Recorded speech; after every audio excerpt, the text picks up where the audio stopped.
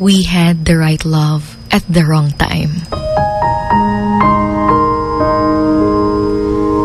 Bakit nga ba may mga relasyong nagwawakas kahit sobrang tagal na nito? Bakit kailangan pang humantong sa hiwalayan?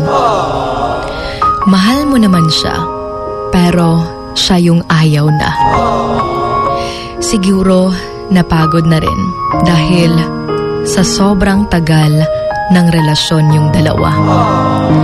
Minsan, may mga minamahal tayo na hindi naman nagloko, pero siguro takot lang sa commitment, kaya mas pinipili nilang sumuko at iwan tayo. Nakakalungkot kaya dahil ikaw tong nagmahal ng totoo at ramdam mo rin naman yung pagmamahal niya sa'yo, pero siguro dahil sa tagal, parang wala talaga siyang plano. At ikaw lang tong naghihintay kung kailan kanya tatanungin at kailan nyo tatahakin ang next level ng relationship nyo. Remember that he has perfect timing. Never early, never late, but he is always on time. Nawala man sa buhay mo yung taong mahal mo dahil hindi niya kayang manatili at hindi niya kayang panindigan yung mga pangako niya. Well, that's fine. Kadalasan kasi, pag galing tayo sa isang long-term na relationship, minsan nakakatakot ng magsimula muli, na kumilala muli dahil baka masaktan ka na naman muli. Imagine yung galing ka sa isang relationship na tila ba'y walang problema dahil komportable na kayo sa inyong mga pamilya. Tapos, bigla-biglang babalik ka na naman sa tanong na anong paborito mong pagkain, ano yung paborito mong kulay, na tila ba'y nakakapagod na rin dahil napagdaanan mo na to noon pa, tas magsisimula ka na naman muli. Pero tandaan na hindi mo kailangang puwersahin yung sarili mo na makamove on ka agad at maghanap ng taong mamahalin ka dahil darating din yan.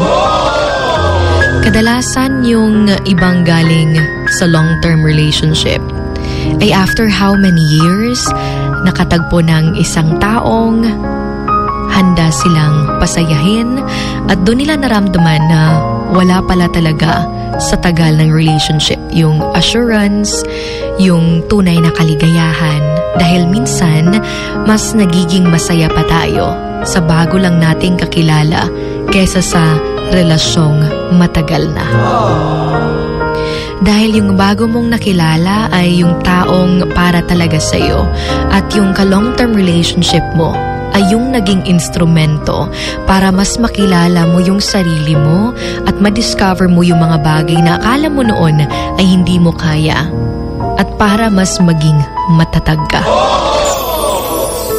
Kadalasan nating sinasabi na sayang yung time, sayang yung ilang years nyo together.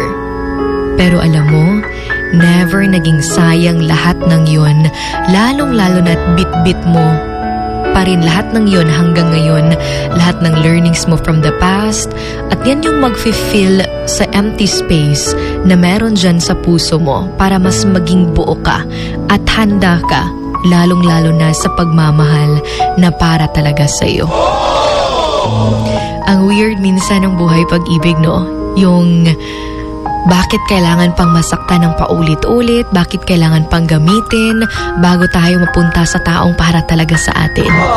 Well, ganyan kasi talaga dahil hindi natin hawak ang lahat. Minsan kasi, we just really need to let them go, especially if respect is no longer served.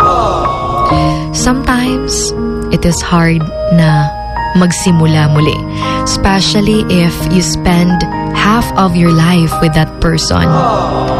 Some people can actually make you or break you. Kaya tandaan na hindi mo kailangang maghanap ng iba to heal. You build yourself first and remember to never beg for bare minimum. Always know your worth. For healing will always take time, but you will get there. And in everything that you do, take note to give God your weakness, and He will give you His strength. This is Emotions Going Wild, and you're with Sugar Dolly, your Hugot Babe, right here on your number 103.1 Wild FM. Emotions Going Wild. Wild FM. Emotions Going Wild. Wild FM.